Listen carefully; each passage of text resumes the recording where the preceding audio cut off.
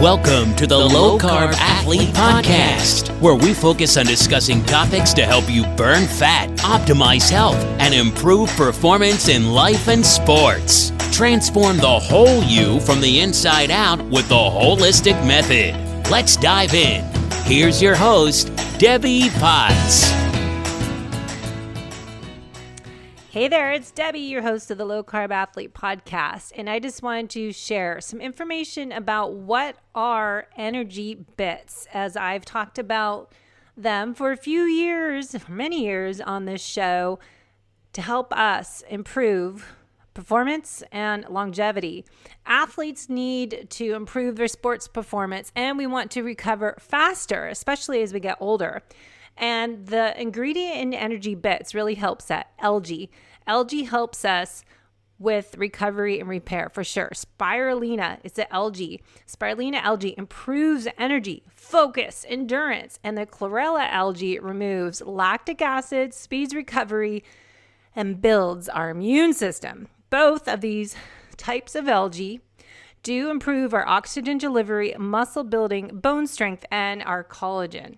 Who needs that as an aging athlete? I know I do, and I've been taking the energy bits in the morning. I'm trying to do 20 to 30 of the bits, and then I take recovery bits in the evening. Energizing and nourishing is a spirulina. It has the highest protein in the world, 3 times the mountain steak. And you know, I'm all about prioritizing protein as I get older and focus on prioritizing protein to get stronger. High antioxidants are also in the spirulina, high omega-3, and there are 40 vitamins and minerals that work synergistically to improve hunger, energy, focus, sports, and nutrition.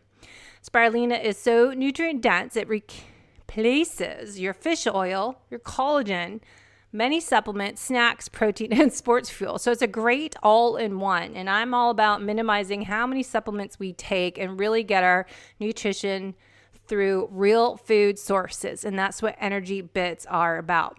Chlorella has the highest amount of chlorophyll in the world, highest RNA and DNA, 40 vitamins and minerals. Chlorella can remove toxins and heavy metals, so it's great to have when you're doing the sauna, and it's great when you're doing a detox, helping with that binding of the toxins, especially before bed.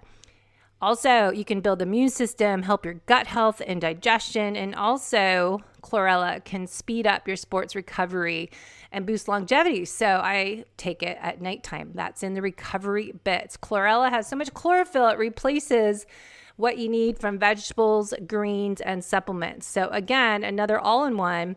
And each tiny algae tablet contains the same nutrition as an entire plate of vegetables without any effort to make a meal, to digest it. And I know I throw away a lot of vegetables that we don't eat in time, so you can save money on food. Save 20% with our podcast code, the Low Carb Athlete. Just Low Carb Athlete. So use that code when you check out your products on energybits.com. Use our code Low Carb Athlete. So let me know if you feel different, if you can improve your fasting window by having a little fuel here that doesn't break your fast, and if you can improve your recovery and repair and more. So stay tuned for more information from Energy Bits and how we can use real food to get our body in the best shape and live our best life in the second half of our life, as I am striving to do myself.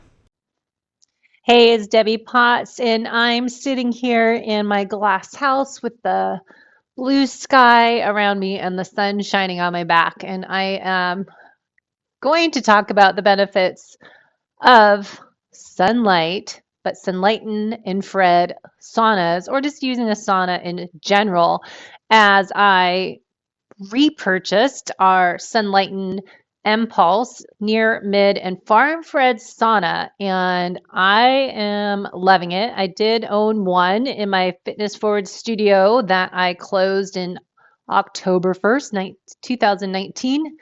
And then when I moved June 2020 from Bellevue, Washington to North San Diego to improve our quality of life, I finally just had to sell the sauna when we moved because it's kind of a pain to lug around. We didn't know how long we'd be renting somewhere and blah, blah, blah. So Finally just got one. So excited.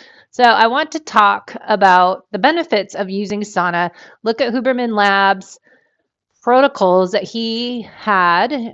Dr. Huberman, or Andrew, is he doctor? Neuroscientist, master, podcaster, researcher. Andrew Huberman, he has some protocols he put together on a podcast that last year on heat therapy, also has cold therapy. I'm in the insider group for Dr. Rhonda Patrick, and she's got tons of information in the past on the benefits of heat shock proteins and sauna and cold therapy. And then I've got some research from Sunlighten. So I just wanted to share some info on how regular sauna is different than an infrared sauna and why it's good investment if you are looking into improving recovery and repair, but also longevity. Okay, so let's dive into some information I put together on wpots.net/Sunlighten near mid far infrared protocol. So sweating is one of the best ways to detox your body. Every time we sweat, we are flushing out the toxic substances and heavy metals that we encounter every day in our life. Infrared sauna therapy promotes this process, and by heating your body from the inside out, like a microwave, this helps get the toxins out of your cells and expel them from deep down. This is from Dr. Amy Myers. She's got some great information on Sunlighten, or not Sunlighten, but sauna in general. So if we can heat our body up from the inside out in a infrared sauna, that's how we start to sweat. It's until we start getting that, if it's far infrared heat from the core out. So think far is the deepest penetrating infrared heat. Mid is kind of halfway in, and then near is just underneath their skin. So it's not as deep. So we want different wavelengths. So they have different protocols for that. But a regular sauna, people always say, well, can't you just go get a sauna at Home Depot or Costco or use a sauna at your gym? Well, that's just a hot sauna. So we sweat because we start to perspire from the heat in the air, and our body starts to sweat to cool down. It's kind of like we're exercising.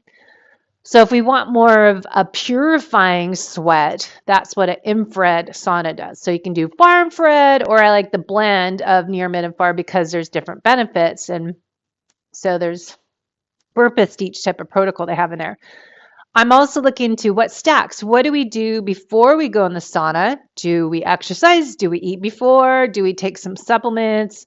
Do we have to fast 2-3 hours? What is the protocol for that? And then during the sauna, should I be drinking electrolyte water? After the sauna, should I have a cold shower? Should I have some electrolytes again? What are some binders I could take to help catch these toxins that I'm releasing out of my cells if I kind of purge the toxins out by sweating? So that's kind of what I'm looking into. So I'll share all that, and I'll add on to this blog I've started on my website, debbiepots.net. So here's some information on sauna from Endure IQ, Dr. Dan Plu's company, on post-exercise sauna bathing for endurance athletes, when and why. So this article says that you will sweat. The sweat your body releases after 30 minutes in an infrared sauna, which is why I call it infrared. It's hard to say, so I just call it Fred. When you're in Fred, the sauna session is different than the sweat from a regular session or regular exercise, jogging, steam sauna. So why or how is it different? When the far infrared wavelengths penetrate the skin, this causes the pores to dilate and easily brings the unwanted toxins up and out and onto the skin. So make sure you constantly keep wiping the sweat off. I use a charcoal towel that I bought a few years ago from Sunlighten that helps absorb and gets those toxins off my skin that I'm sweating out for amazing and effective whole body detox. Now, this is why we want to take a binder. So if you do, we've interviewed Catherine from Energy Bits. They have a recovery bits with chlorella, and that's a good binder. Or with my clients, when I'm doing their FDN practitioner investigation and protocol, I find GI detox from biobotanical research companies great. Or Quicksilver has this catch push kit that I do often with clients and on myself, that you're doing a liver sauce and then 30 to 60 minutes later, you're doing a binder kind of to catch those toxins. And it said charcoal, bentonite clay, activated charcoal blend with some other ingredients in it to help bind those toxins. So this is what I'm kind of working on, doing the liver sauce before, or a liver detox type of tea, dandelion tea, milk thistle, something like that. And then have the binder before we go in, because I know recovery bits, Catherine said recovery bits before you go in the sauna, then afterwards have that electrolyte water. But anyways, that's the why of why we want to do kind of a catch those toxins when we're sweating out, maybe help accelerate that detox of the toxins by taking a supplement pre-sauna. And then afterwards, you're having that activated charcoal, bentonite clay, chlorella, or something to bind them and push them out. That's why we need to make sure the excretion happens to eliminate the toxins, because phase 3 detox pathway is elimination. So phase 1, 2, and 3. 3 is peeing, pooping, and sweating and breathing out those toxins. Okay, so continue on. So going back to this article from EndureIQ, after both types of sweats were analyzed, they found that sweat of people using a far-infrared sauna contained cholesterol, fat-soluble toxins, heavy metals as mercury, aluminum, and arsenic, nicotine, sulfuric acid, ammonia, and other undesirable elements. And then they tested against just sweat coming from sauna or exercising. And the normal sweat produced by jogging, exercise, and steam saunas was mostly water and sodium chloride salt. So in conclusion, the benefits from sweating in the infrared sauna are amazing and detoxifying. So you combine this sauna treatment with a whole body vibration session and detox foot bath, you have their proven 3-step detox. So that's from EndureIQ.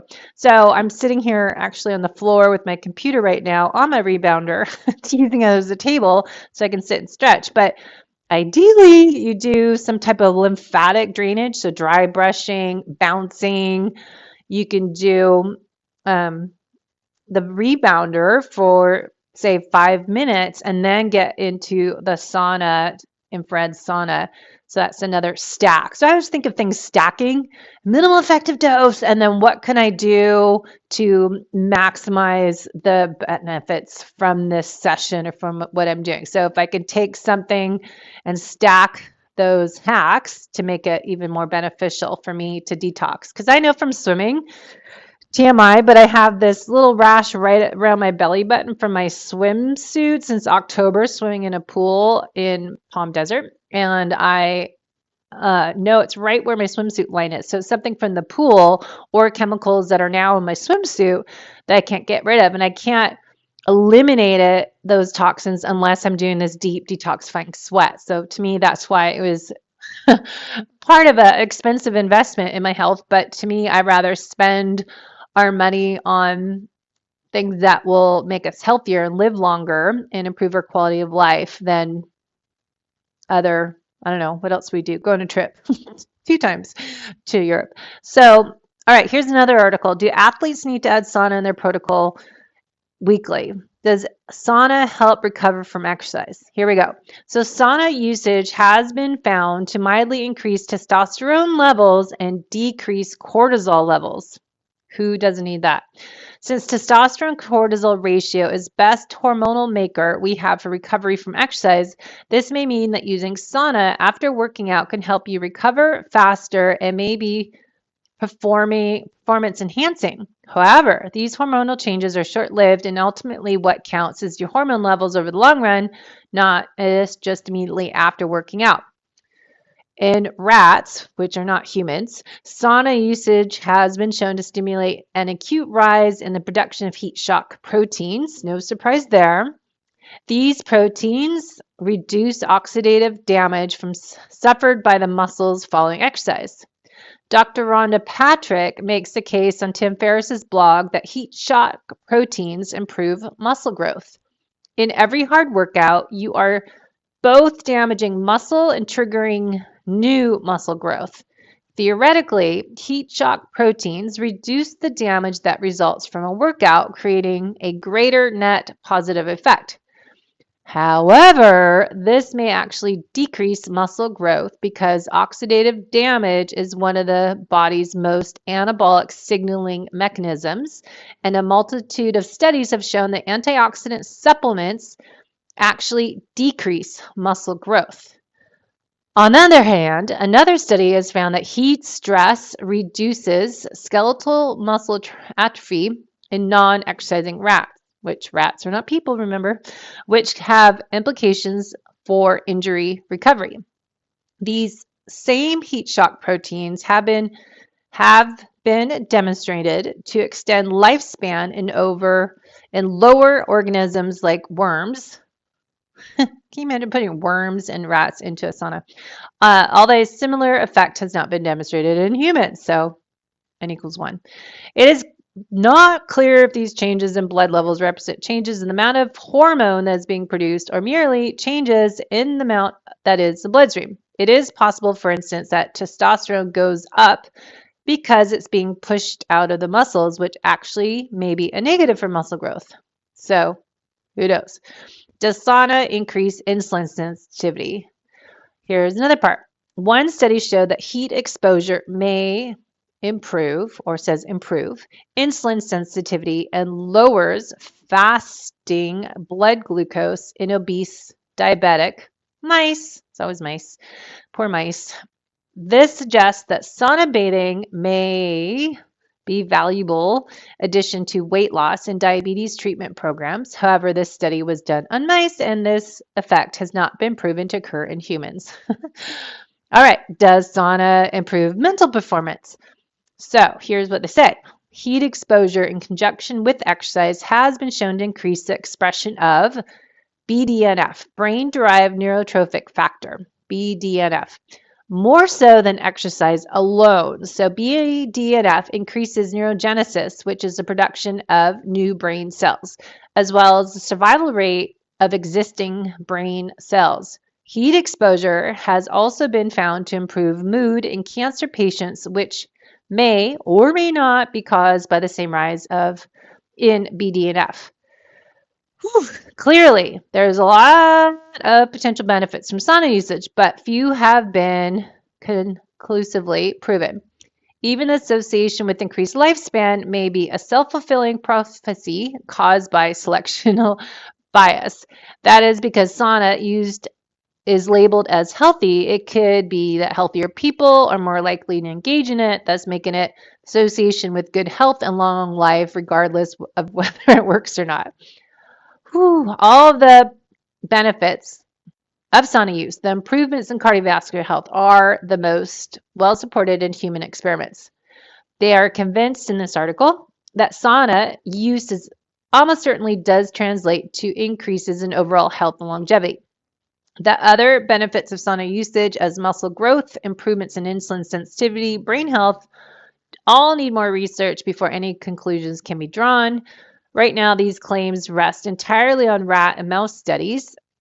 Thankfully, this research should be able to conduct on yourself. Now, the claim that sauna usage came out of sausage in my brain. Sauna usage can help build muscle, in particular rests on shaky assumptions. Don't read articles. First, well, it's more on rat studies. Okay, I'm going to move on. So the verdict is sauna use. There's more information here, but this is what they say. This is from an article, betterhumans.pub, a guide to using sauna to increase your health and longevity. In conclusion, if you're not accustomed to the sauna, the best way to start is to use it working out. Immediately use it after working out 10 to 20 minutes per session. Take a short break, 5 to 10 minutes, stepping outside the sauna, maybe take a short shower or getting a drink of water. Over time, you can gradually increase the length of your sessions to half an hour to an hour, which is a really long time, with breaks every 15 minutes. So you could do hot, cold, hot, cold. Given that one of the main benefits of sauna is improvement in mood, you should spend as much time in the sauna as you like. Okay, I don't agree with that because more is not better, because then people are dehydrated and then you just lost a lot of time in your day. But they say you should spend as much time in the sauna as you like rather than pushing yourself to do more. Think of this not as a part of your workout, but something you do to reward yourself after your workout. Ultimately, sauna bathing is best thought as an optional addition to healthy lifestyle, something more you should look at in your routine if and when you are enjoying to do it. Just don't do it while you're drinking. All right, so here's some info, Huberman Labs. Let's see what Huberman says. All right, protocol number 1, sauna for cardiovascular health. Now, we know that you hear about cardiovascular health is beneficial, and that's kind of what you think of sauna, cardiovascular health, or maybe you think of it as damaging because you're in heat.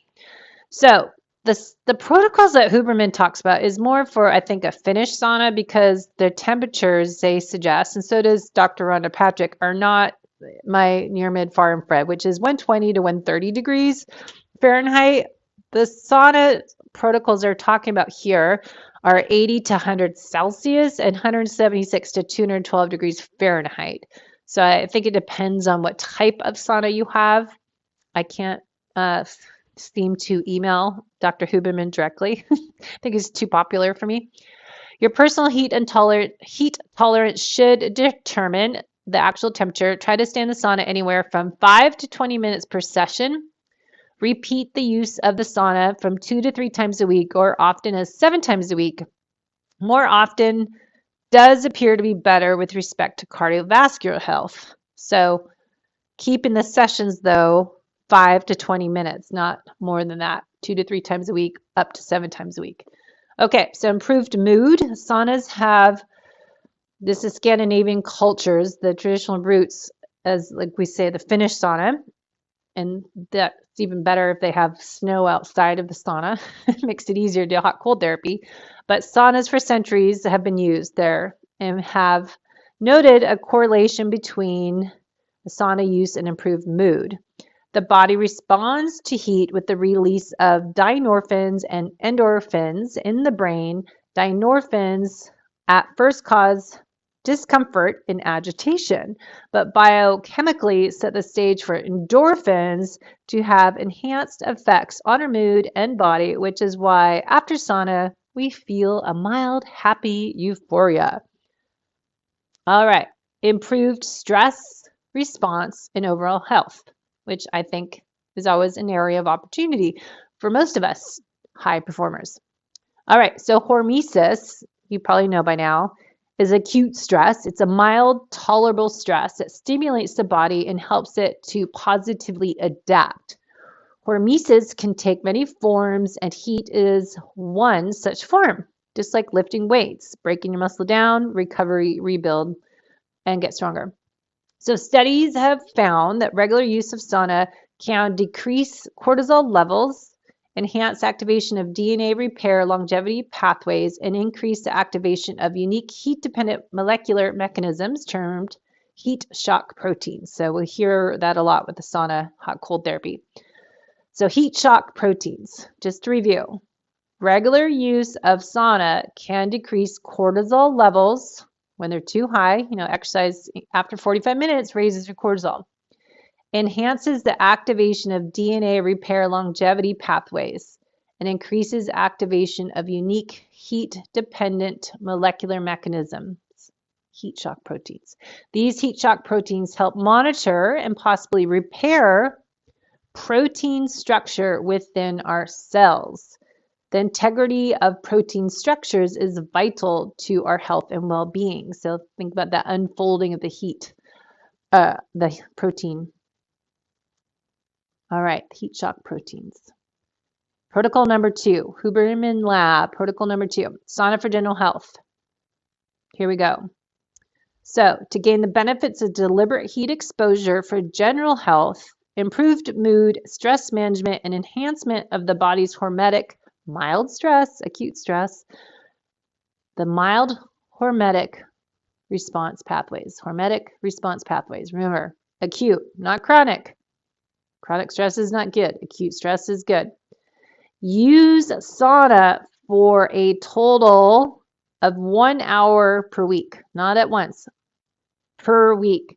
So you split this into 2 to 3 sessions. So 20 minutes per session. So you get 1 hour of total time in the sauna per week. So that's 3 20-minute sessions, temperature 80 to 100 Celsius or 176 to 212 degrees Fahrenheit, which is not what sunlight and sauna does. It's a different, goes 120, 130, goes up to 160 though. All right, growth hormone. What about growth hormone? Growth hormone plays a key role in stimulating muscle growth, strengthening bones, repairing tissue, increasing metabolism. So you can go to Huberman, has a whole episode, of course. I just love his podcast. He's so brilliant. Growth hormone only, the whole topic of growth hormone. Growth hormone is released at night while we sleep. But as we age, there's a decline in the amount of natural growth hormone. Occasional use of specific sauna protocols, however, has been shown to dramatically boost the study of growth hormone, or dramatically boost the amount of growth hormone released up to 16-fold in one of their studies. So one protocol, they talk about to have improved sauna protocol for growth hormone release. Here's what you do. This is a little bit harder. To use a sauna for improved growth hormone release, use a sauna infrequently, once per week or less. However, those days you do the sauna, you will be in the sauna for multiple sessions of 30 minutes with cool down periods in between. This seems complicated. Peer-reviewed research says this protocol works well to increase growth hormone. 30 minutes in the sauna, cool off outside for 5 minutes. 30 minutes more in the sauna, then cool off. A few hours later in the day, repeat that for a total of 4 30-minute sessions in one day. That is a lot. Maybe you do that on a Sunday after you went for a long run. In order to get the maximum amount of growth hormone release, use a sauna in a semi-fasted state, which I was thinking, because if you stack this exercise, fasting, and sauna, that'd be a lot of stress. So I don't know, exercise or fasting. So semi-fasted state, which means not eating food 2 to 3 hours beforehand. So I would eat your meal 3 hours before you do the sauna as this protocol. Have your electrolytes. I've been doing LMNT unsweetened, so you don't have that stevia and sweetness, and then try that. So this lowers your blood glucose level, and as blood glucose levels are lower, this gets the growth hormone release. So the more we can keep the blood glucose down, the growth hormone levels can be higher during sleep. So interesting. So again, I guess I have to listen to his podcast on growth hormone release. So this protocol works best if used every week one time. So say every Sunday you do this growth hormone protocol. More frequent sauna has other effects, but will blunt the growth hormone increasing effects. Geesh. To further increase metabolic gains, alternate periods of sauna with deliberate cold exposure during rest periods. For more information, go to his cold exposure podcast. So if you have a lot of free time, you do this on a Sunday, maybe your rest day. You don't eat 3 hours before, so time when you eat your meal.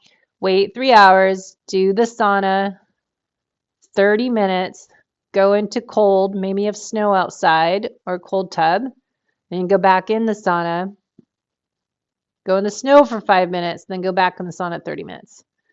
That's a busy day.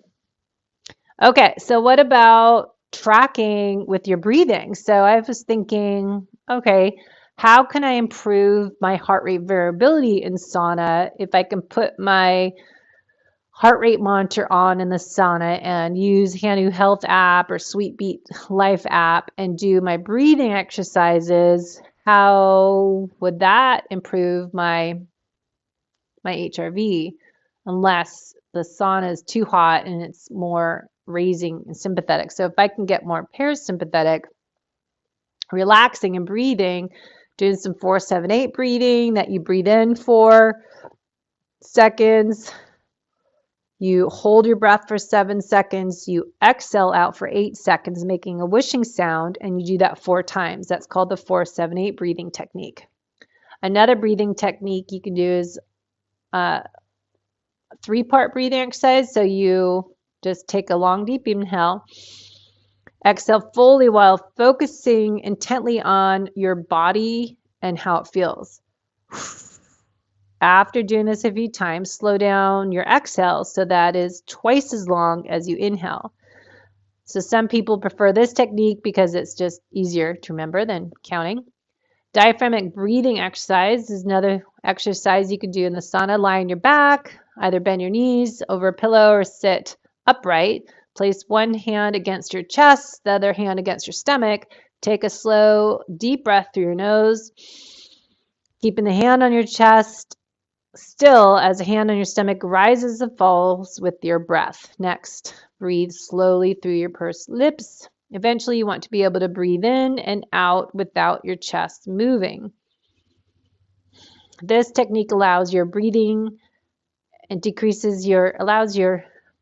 to slow your breathing and decrease your oxygen needs and strengthen your diaphragm. There's also alternate nasal breathing exercise, Botico breathing. There's a Papworth breathing method, box breathing, and of course, Wim Hof. So that's all in this article. I kind of collected some breathing exercises. You can go to healthline.com, breathing exercises for sleep. Those are some great sauna to relax in the sauna. But I find that too, when I wake up at night or can't fall asleep and my mind's racing, I do my Ernie and Bert counting the sheep method, or just think breathing in, breathing out, or counting helps. Okay, so let's go back to heat shock proteins for athletes. Dr. Rhonda Patrick had some information on heat stress and how it improves endurance.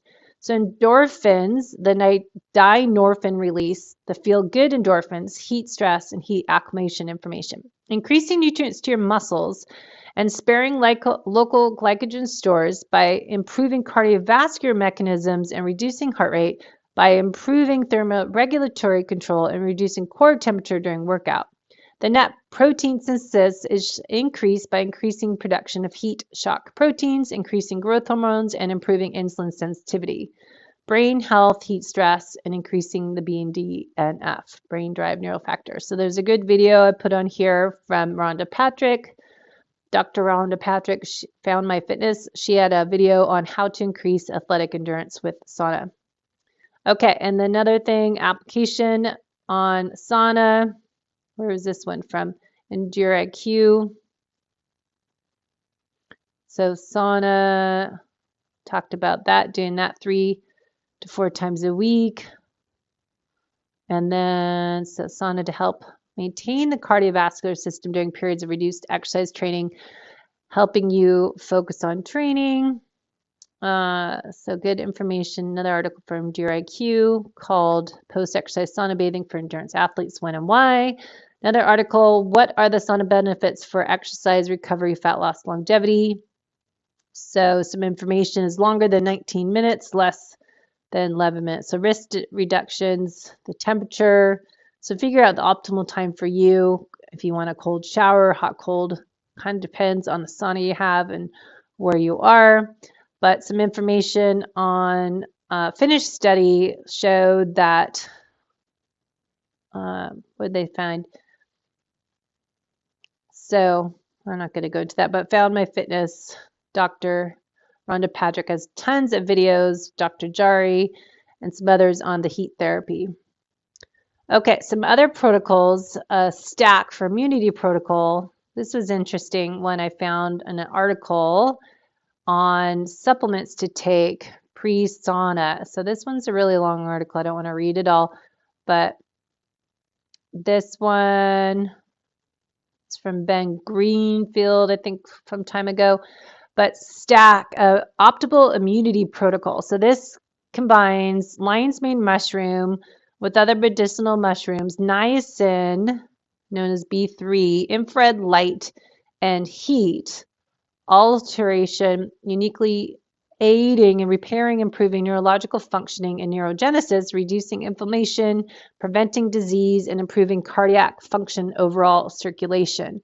So this is a stack of for immune health, but those suffering from Alzheimer's disease, Parkinson's, and multiple sclerosis, trauma, accidents, exposure to neurotoxins, heavy metals, and the list goes on. But I think this is an interesting stack. So you take the supplement of lion's mane mushroom extract, 100 to 200 milligrams. According to the study, lion's mane contains 2 brain cell growth stimulating substances and has been shown to stimulate synthesis of nerve growth factor, BDNF, in the brain.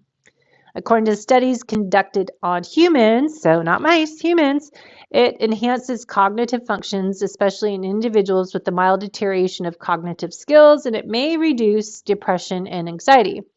Other medicinal mushroom species as cordyceps, reishi, chaga, and other medicinal mushrooms can be included in their synergistic effects. So, other plant extracts that can help neuroregenerative properties are listed here. I can't even say it, Bacapo, Gotu Kola, Ginkgo, we know that one. And then there's anti-inflammatory spices as vanilla and cinnamon, ginger, holy basil, oregano, rosemary, turmeric, green tea, lavender. And they say choose 2 to 3 that you find attainable. The niacin, there's lots of info of stacking niacin with your sauna, 50 to 100 milligrams. And niacin is known to be a neural anti-inflammatory, and it's been implicated in improving neural functioning. Niacin activates nerve endings. The addition of niacin contributes an added benefit by enhancing the neurogenic effects of the lion's mane mushroom and helping these nootropics cross the blood-brain barrier and migrate throughout the nervous system to its endpoints. So super cool. Niacin is also a vasodilator, as you know, probably improving blood flow in the brain by relaxing constricted blood vessels. So they talk about that. 100 milligram dose or higher may give you what's called niacin flush that you hear about in sauna protocols. So niacin flush is courtesy of the vasodilation caused by the niacin.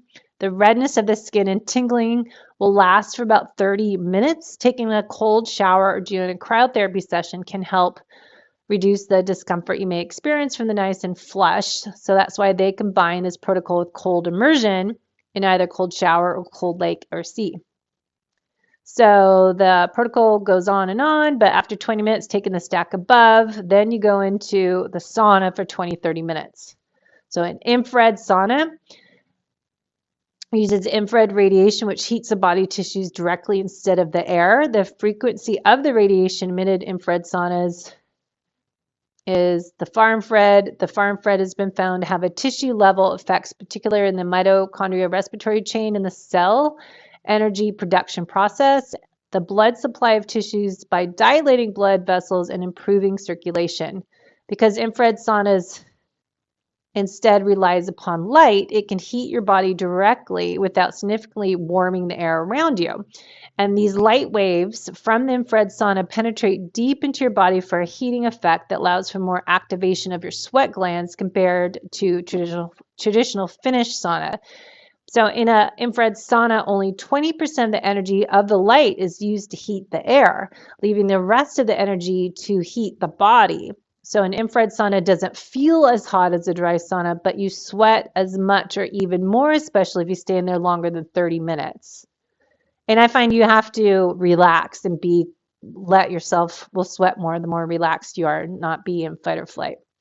So infrared saunas, they talk about the health benefits, reduces oxidative stress in the body, speeds up recovery from exercise, may reduce short-term and long-term pain, may promote detoxification of the body through increased microcirculation and deep sweating caused by infrared radiation, toxic heavy metals in our air, water, food, and physical environment, as well as consumer products. Arsenic, cadmium, lead, mercury may be excreted in quantities through the skin while you're sweating in the sauna. And the rates of excretion were reported to match or even exceed urinary excretion in a 24-hour period. Wow. An infrared sauna also has benefits to the skin when your body begins to produce sweat via deep type of sweating. You experience an infrared sauna. The rate at which dead skin cells are replaced is also increased. At the same time, heavy sweating helps to improve bacteria out of the epidermal layer of the skin and sweat ducts. This cleansing of the pores also increases capillary circulation, can give the skin a softer looking, younger appearance, which I'm always going for. And after sweating an appropriate time in the infrared sauna, take a cold shower or cold water plunge 2 to 5 minutes. Now, I'm horrible at staying in the cold that long. I'm good 20 seconds. So, I'm trying to work on that. That's my goal. But rapid temperature changes have several health benefits. So, doing the hot cold therapy, and if you don't have a sauna, you can do hot shower, do kind of Tabata timer. I always think 20 seconds on, 20 seconds off, do hot, cold, hot, cold. So cold immersion and heat generation induced by the cold thermogenesis, it may boost metabolism and circulation and activate the brown adipose tissue, BAT. This is found in the back of the neck and the upper back. That's why cold immersion is a popular way to help with fat loss. The purpose of the brown adipose tissue is to quickly generate heat. To do this, the brown adipose tissue burns conventional white adipose tissue. The activation of brown adipose tissue also increases the use of glucose in the energy metabolism of cells. Regular exposure to cold may increase the amount of brown adipose tissue and thus further boost the processes. So cold thermogenesis may help for weight management, reduces the tendency to feel cold, improve cold tolerance. So it's possible to practice cold thermogenesis. Back in the day, I used to do ice bags in a tub, and I put the hot shower on above me and then kind of work on getting into the cold tub. But that's when I started doing Ironmans in 2001. I was all about icing the legs when we were done hard training sessions or after a race. But now I'm just trying to do it when I can. So that's good information in this podcast episode show notes. I'll put the link and more from Sunlight and Sauna. What are the benefits of infrared sauna? Why should you do it? So just to summarize the benefits of each near, mid, and far, near infrared heat helps cell health, immunity boost, wound healing, skin rejuvenation, pain relief, muscle recovery. Mid infrared helps with pain relief, improved circulation, weight management. And then the far infrared benefits detoxification, blood pressure reduction, relaxation, immunity boost, and weight management. So I like Sunlight, and some people like I like the Sunlight and M-Pulse series.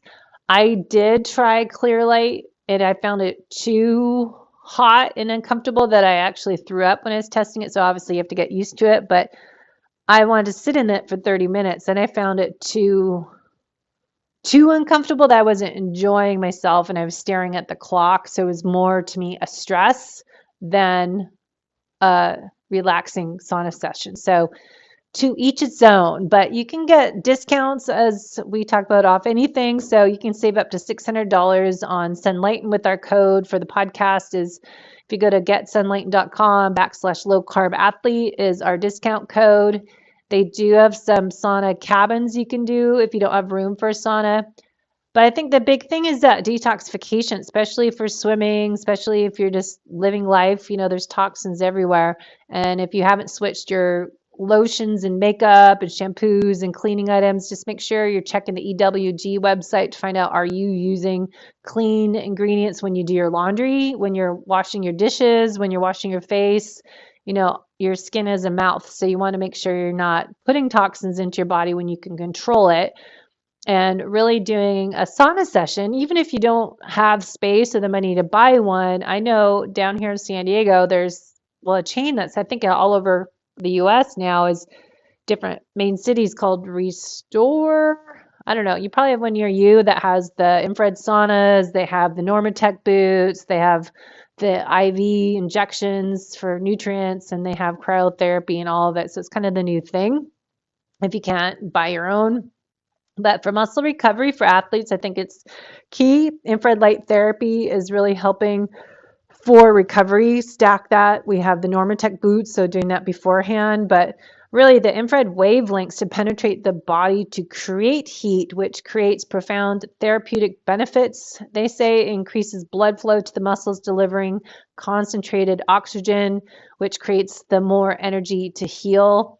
So there's research on all of that and more. So I just wanted to share this information because I just wondered, what are the right protocols to do this? What should we be doing before, during, and after sauna session? So maybe a lot of information, but I think Huberman Lab, Dr. Rhonda Patrick, Ben Greenfield have done a lot of episodes on hot and cold exposure and doing some sauna stacks.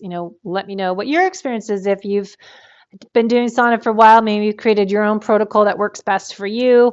I know I'm just kind of experimenting, taking what supplements before and afterwards. And, if I'm doing some stretching, some breathing exercises in there. I was thinking of doing some HRV testing and looking at my low frequency to high frequency ratio with my breathing, which is tracking my low frequency is your sympathetic nervous system versus high frequency is your parasympathetic. I think I said that right. So, all right, that's all for today. Real Thoughts with Debbie Potts on Thursdays. If you have a topic you want me to dive into and put some articles together, let me know. I am getting more information from the recent episode with Dr. Stacy Sims and Dr. Gabrielle Lyon on her show. I'm writing down some notes for my female athletes because I think it's fascinating. And Roar, Dr. Stacy Sims says the new edition come out in 2023, so I'm looking forward to that.